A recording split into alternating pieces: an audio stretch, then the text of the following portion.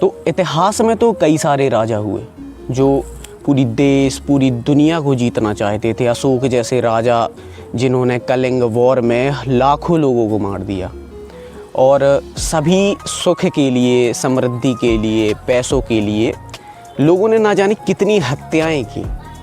पर उसी समय ऐसा क्या होता है जब एक इंसान जो एक राजा परिवार से था वो सब कुछ छोड़कर एक साधु बन जाता है। कैसे उसे ना मोह ना पैसा, अपना पैलेस सब कुछ छोड़ के वो एक साधारण साधु का जीवन जीना चाहता है। तो आज बताते हैं कहानी कैसे सिद्धार्थ गौतम बुद्ध बने और क्या वो कारण थे जो एक सिद्धार्थ को गौतम बुद्ध बनने पर मजबूर करते रहे। तो चलिए बात करते हैं आज गौतम बुद्ध की। तो सबसे पहले बात करते हैं कि गौतम बुद्ध कौन थे, क्या था उनका जीवन और कौन उनके माता पिता, कहाँ से वो आए थे। तो गौतम बुद्ध का जन्म होता है लुम्बिनी, नेपाल में। कुछ लोग मानते होंगे कि गौतम बुद्ध भारत में जन्मे, जबकि क्योंकि नेपाल, भूटान, श्रीलंका ये भी भारत का ही हिस्सा था, इसलिए ये कहा जाता है कि गौतम बुद्ध भारत में ही जन्मे। वैसे देखा जाए तो लुम्बिनी, नेपाल में उनका जन्म होता है। उनके पिता का नाम था शुद्धोदन थी। उनके लिए ऐसा है कि जो उनकी रियल मदर थी उनका नाम था माया। तो जब गौतम बुद्ध 7 दिन के होते हैं तो उनकी डेथ हो जाती है और फिर जो उनकी लालन पालन पोषण जो किसी ने किया है तो उनकी स्टेप मदर प्रजापति गौतमी ने किया है। उनकी एक पत्नी थी जिनका नाम था यशोधरा और उनसे उन्हें एक बेटा होता है जिसका नाम था राहुल। तो गौतम बुद्ध के जीवन में ऐसा होता है कि जो उनके ज्योतिषी थे उन्होंने ये बताया था कि जो बुद्ध हैं वो जब पहले सिद्धार्थ थे कि सिद्धार्थ ये सब वैभव, एक सुख समृद्धि सब कुछ छोड़ के साधु बन जाएंगे। ये प्रेडिक्शन उनके बचपन में ही हो गया था। तो इसलिए जो उनके पिता शुद्धोदन थे जो कि शाक्य क्षत्रिय के लिए इनके थे, उन्होंने उन्हें सब सुख सब कुछ महल के अंदर ही प्रोवाइड किया और उन्हें बाहरी दुनिया के जितने भी कष्ट होते थे, जितने भी दुख थे, सभी दुखों से दूर रखा ताकि वो उन सब चीज़ों से लुभाए ना और उन्हें महल के अंदर ही रखा। पर ऐसा कहा जाता है कि जो नियति में होता है वही होना होता है। और जब पहली बार गौतम बुद्ध महल से निकले, कुछ लोग कहते हैं कि जब पहली बार वो निकले थे तब ऐसा था कि उन्होंने उनके हिसाब से जितनी भी चीज़ें थी अरेंज कर दी तो उन्हें शायद पता नहीं लगा।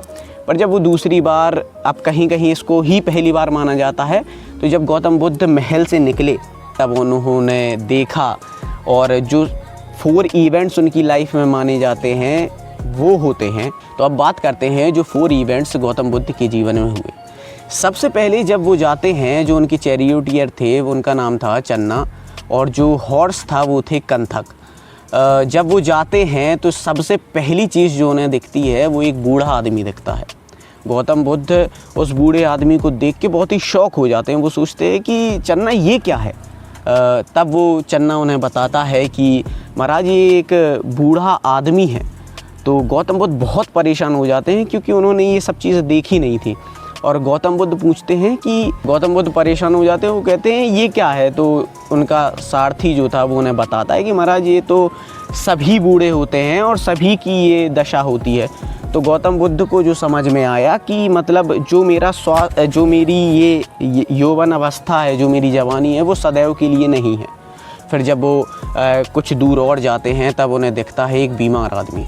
उस बीमार आदमी को देख के जो कि बहुत ख़ास रहा होता है, तो उस बीमार आदमी को देख के वो अपने चन्ना से, अपने सारथी से फिर सवाल करते हैं कि चन्ना ये क्या है। तो वो कहते हैं कि महाराज ये भी एक बूढ़ा आदमी है। और बुद्ध फिर परेशान हो जाते हैं कि ये क्या है। तो वो उन्हें समझाता है कि जैसे कि एक इंसान स्वस्थ रहता है वैसे ही एक इंसान बीमार भी होता है और उसकी ये दशा होती है। तो गौतम बुद्ध सोचते हैं कि मतलब मेरा जो स्वस्थ शरीर है वो भी परमानेंट नहीं है, वो भी सदैव के लिए नहीं है। तब फिर वो और आगे जाते हैं, तब उन्हें दिखता है एक मरा हुआ आदमी, एक डेड मैन दिखता है। तो वो चन्ना से फिर सवाल करते हैं और चन्ना उन्हें फिर बताता है कि महाराज जैसे कि एक आदमी जन्म लेता है उसे मरना भी होता है। तब गौतम बुद्ध कहते हैं मतलब मेरी ये जो जीवन है वो भी सदैव के लिए नहीं है, वो भी परमानेंट नहीं है।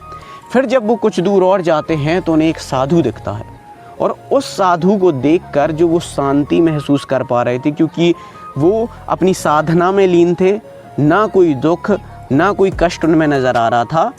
और उन्हें देखकर गौतम बुद्ध को लगा कि मैं भी इसी तरीके का जीवन जीऊँगा और मैं भी इसी की तरह रहूँगा। तो ये थे गौतम बुद्ध के जीवन के वो 4 इवेंट जो उनकी पूरी जीवन रेखा को बदल के रख देते हैं और वो अंत में डिसाइड करते हैं कि वो भी एक साधु बने।